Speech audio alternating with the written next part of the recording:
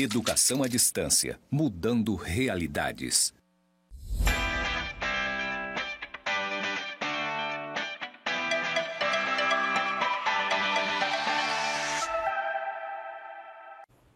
Olá, queridos alunos do curso superior de Tecnologia em Gestão Pública.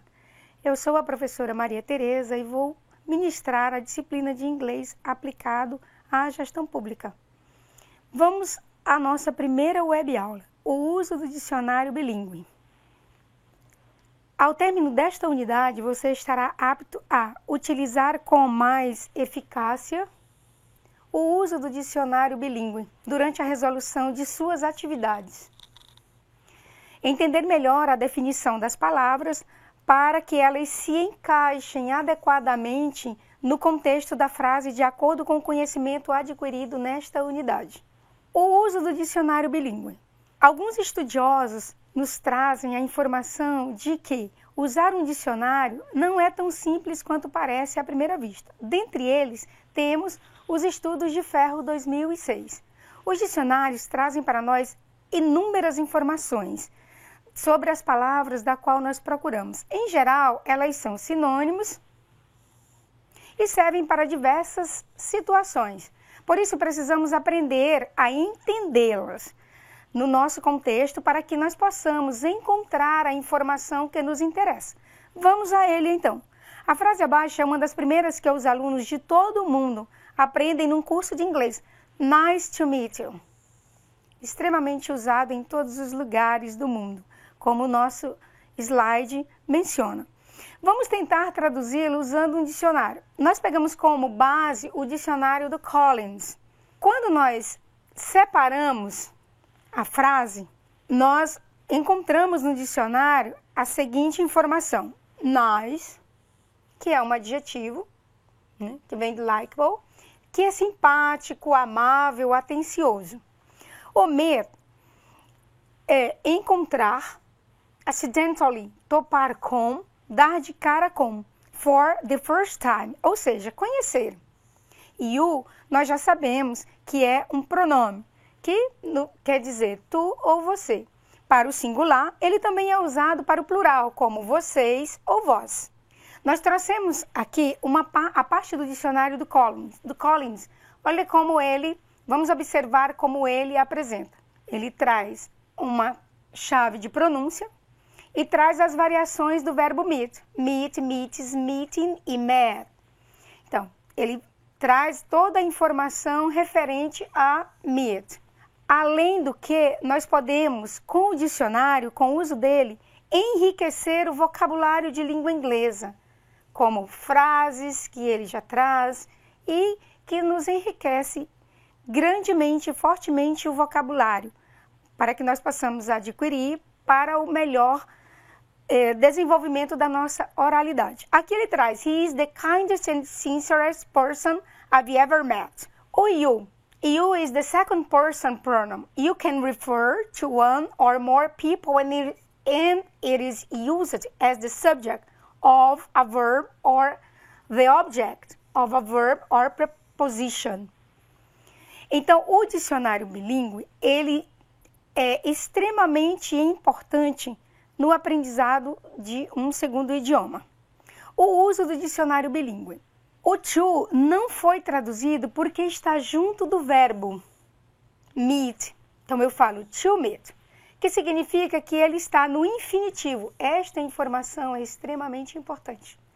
Desse modo, to não possui uma tradução, já que não significa algo, mas sim realiza a função sintática na frase, que é indicar que o verbo está no infinitivo. Portanto, a tradução da frase ficaria simpático encontrar tu. Aparentemente, isso não está correto, e nem tampouco ficou tão bom assim. Ao pé da letra, lá nós encontramos simpático encontrar tu. Nós temos que reestruturar a frase para que fique organizadamente adequado no nosso discurso linguístico. Você já ouviu um brasileiro dizer isso? Acredito que não, desconfio que não. Você não encontra alguém e diz, simpático encontrar tu. Fica um pouco estranho. Vamos reproduzir um diálogo em que essa frase aparece e tentar entendê-la melhor. Hello, I'm John. What's your name? My name is Gloria. Nice to meet you. Nice to meet you too. Acredito que agora seja possível concluirmos que a frase em questão deveria ser traduzida para o português como prazer em conhecê-lo. Right? Certo? Então, eu digo, nice to meet you. Nice to meet you. No contexto linguístico, aqui seria prazer em conhecê-lo. Vamos traduzir. Oi, John, qual é o seu nome? Meu nome é Glória, prazer em te conhecer. Prazer em conhecê-lo também. Os dicionários online, extremamente necessários e importantes hoje em dia. Por quê? Porque hoje nós temos uma vida, um cotidiano mais apressado, as pessoas têm pouco tempo de folhear o dicionário manuscrito, e os dicionários online são trabalhos maravilhosos dos estudiosos, né? E elas nos trazem uma eficácia e rapidez no desenrolar das atividades, digamos assim.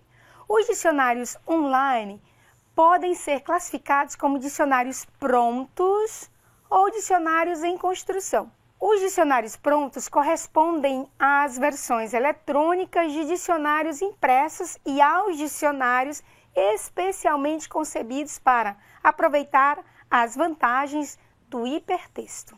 Os dicionários em construção, eles compreendem os dicionários que fornecem a parte do trabalho já concluído pelos seus autores, e os dicionários colaborativos, que são desenvolvidos a partir de contribuições de seus usuários. Vamos entender melhor o uso do dicionário bilíngue. Então, eu sugiro você, aluno que está ligadinho no nosso canal, na nossa aula, que você tenha um dicionário em mãos. Vamos lá. Siga então os passos. Encontre a palavra que você procura. Caso ela se encontre no texto de forma derivada, busque sua forma base. Nós temos como exemplo actually. Nesta palavra, nós encontramos ly. É um sufixo, portanto, você encontra no dicionário como actual. Então, o dicionário, ele traz, se nós percebermos o dicionário, aqui, nós trouxemos para cá um recorte do dicionário. Neste dicionário, nós encontramos a palavra actual. E lá também nos enfatiza que nós temos e que nós podemos acoplar o ly, que é um sufixo que está acoplado ao radical actual. Procure entender a definição e volte ao texto para confirmar. Se a palavra tiver diversos sentidos, trabalhe por eliminação. Caso existam diversos sentidos que se encaixem no contexto, volte ao texto e procure outras dicas que resolvam a ambiguidade. Lembre-se, se sua tradução não soa bem em português, é provável que esteja errado. Portanto, é preciso adaptá-la. Confie em sua intuição. Algumas dicas são importantes para o uso do dicionário bilíngue. Ao usá-lo, procure sempre pela palavra primitiva e não pela palavra derivada. Se você for procurar um verbo, por exemplo, nós trouxemos watched, vai encontrá-lo, mas vai encontrar what lá. Então, veja que what significa, veja o que what significa e tente adaptar seu significado ao texto que você está lendo. Leia todos os significados da palavra que você está procurando, não apenas o primeiro, pois às vezes ele não se encaixa no contexto, para só depois tentar encaixar esses significados ao texto que você está lendo. Cuidado com as classes gramaticais. Se a palavra que você está procurando é um verbo, que o dicionário apresenta um V como verbo, e você olhar o verbete na parte do substantivo, este é o indicativo no dicionário que é um substantivo, isso é importante nós olharmos, sua tradução não vai soar bem, e vice-versa. Isso vale para todas as classes gramaticais das palavras, adjetivos, advérbios, preposições, enfim. Para não errar, é só seguir a dica do lembrete anterior, ler todos os significados primeiro, assistir, assistiu, assistido, tomando como base este verbo, para depois decidir qual deles é o melhor. lembrando que nós precisamos, como o slide enfatiza, olhar a tradução que o dicionário nos oferece para que nós possamos depois colocar o significado corretamente para encaixar ao texto. Apresento-lhes a referência bibliográfica.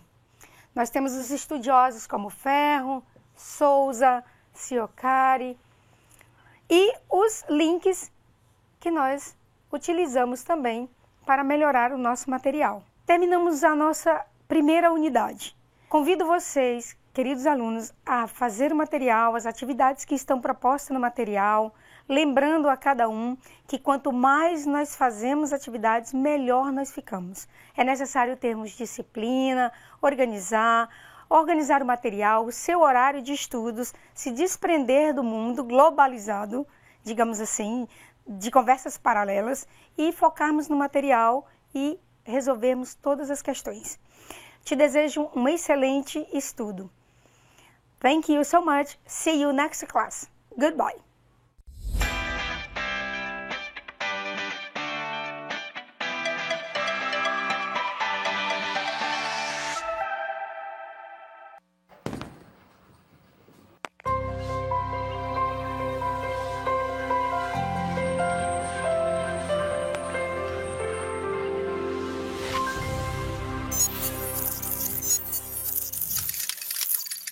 Educação à distância, mudando realidades.